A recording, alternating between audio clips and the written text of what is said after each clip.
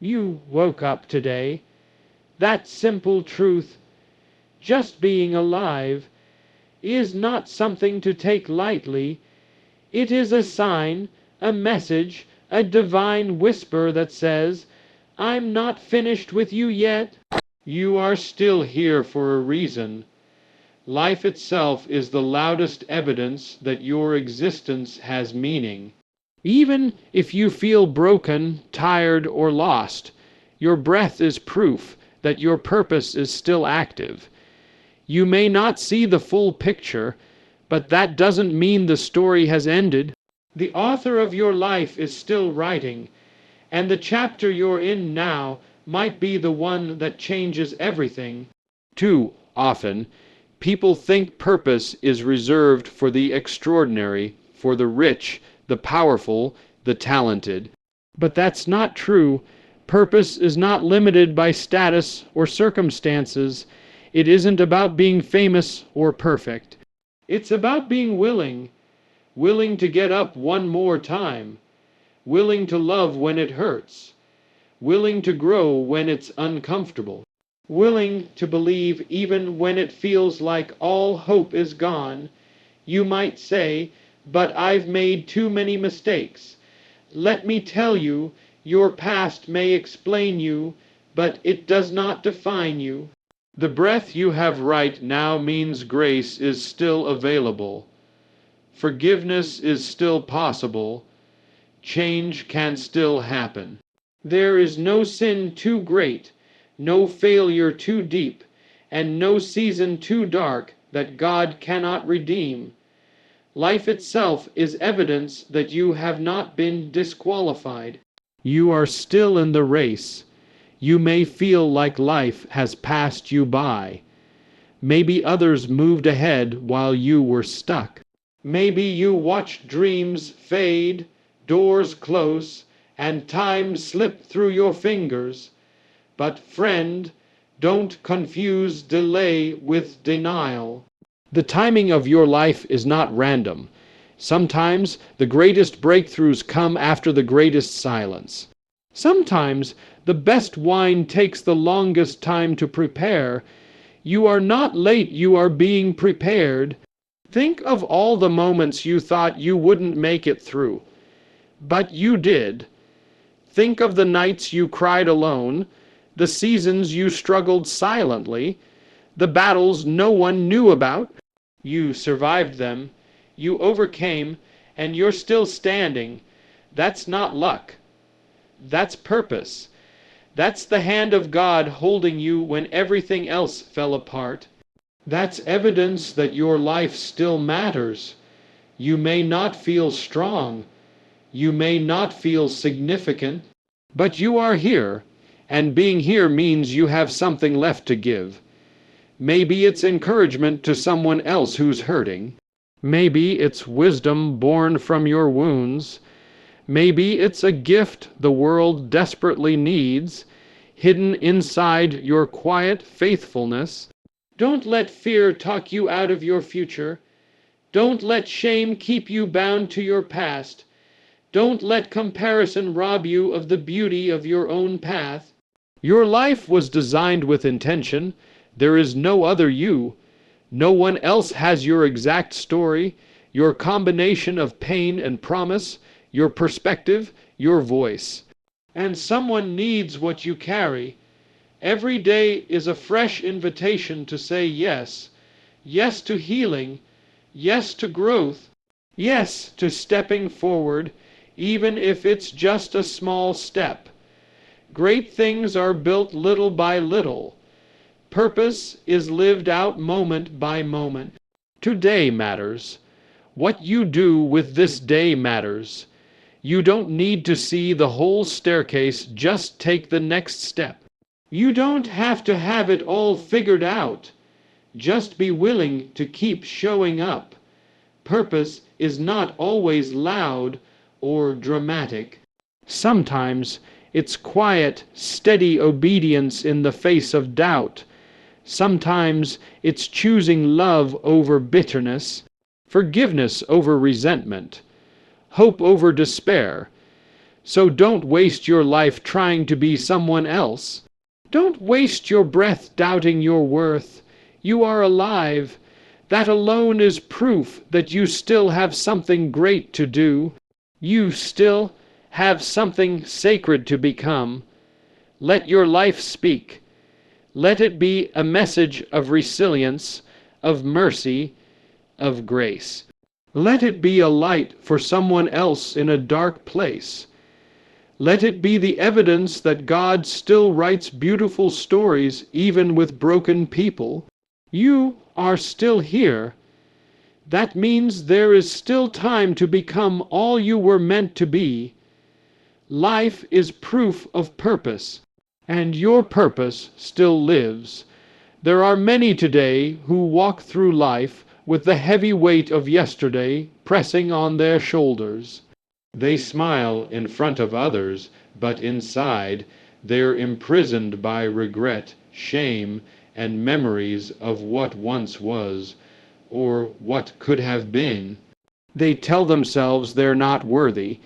They believe the lie that because they failed before, they'll fail again. They've convinced themselves that their past has disqualified them from a meaningful future. But I want to tell you that is not true. You are not the sum of your past mistakes. You are not the label others put on you. You are not bound forever by what you once did or failed to do. You are not your divorce. You are not your addiction. You are not your broken childhood, your lost opportunity, or the words someone once spoke over you that wounded your spirit. You are more than all of that. There is a God who sees beyond what people see. He doesn't just see what you've done. He sees what you can become. He sees potential where the world sees failure. He sees redemption where others see ruin. He doesn't consult your past to determine your purpose. Throughout history, time and again, we see stories of people who had every reason to be counted out, yet they rose. They made mistakes, some of them devastating, but they weren't defined by those mistakes. They learned. They grew, and with the help of grace, they turned their pain into a platform. We are not called to live stuck in the past. The past can be a teacher, but it was never meant to be a prison. It's true that you can't change what happened yesterday, but you can change how you live today. And how you live today will shape what tomorrow becomes. Some of you are still holding on to guilt that was never yours to carry. Others are replaying moments from years ago as if reliving them might somehow change them. But friend, there is no healing in replaying your pain. There is healing in releasing it. You must understand that your scars don't make you weak. They prove you survived. Your regrets don't make you worthless, they show you've grown. The enemy wants you to believe you're finished. But as long as there is breath in your lungs, your story is still being written. The truth is, you are more than what you've been through. Your identity is not tied to your failures. It's rooted in the one who made you, who knows you, and who still has plans for you. Maybe you've been walking through life feeling like you're too far gone, that it's too late, that the best is behind you. But I want you to hear this clearly. You are not too far gone. It is not too late. The best is not behind you.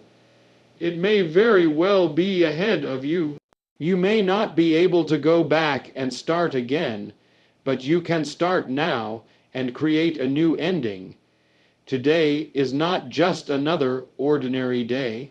Today is a fresh opportunity, a chance to rise, a chance to begin again. You are not disqualified. You are not forgotten. You are not beyond repair. You are being refined, and what the enemy meant to destroy you, God can use to develop you. Your pain can produce strength. Your failure can breed humility. Your sorrow can give birth to compassion. There is no wasted season when it's surrendered to God. Don't look back unless it's to see how far you've come. Don't let yesterday steal today's joy. Don't let one bad chapter convince you the whole story is broken. There is still time. There is still grace. There is still purpose. Lift your head. Open your heart.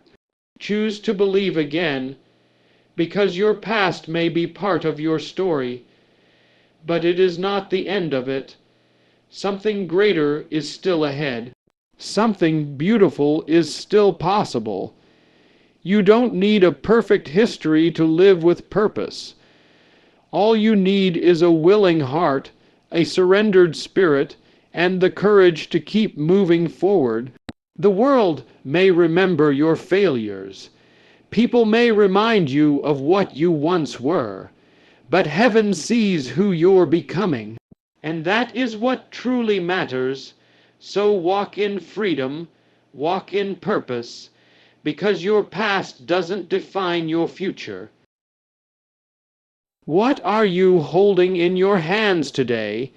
Maybe it's not a microphone or a stage. Maybe it's a child who needs your love, a neighbor who needs your kindness, a coworker who needs your patience.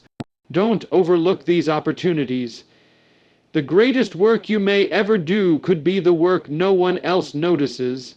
It could be the prayer you whispered for someone hurting, the encouragement you offered to someone doubting, the faith you held on to when everything seemed lost.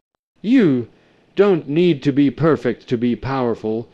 You just need to be present, available, willing to say, "Yes, Lord, use me."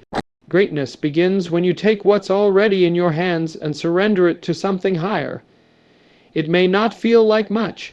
The routine, the quiet, the everyday rhythms of life, but God sees, God watches, and God multiplies. What you offer in faith, He transforms into fruit. He doesn't require fame.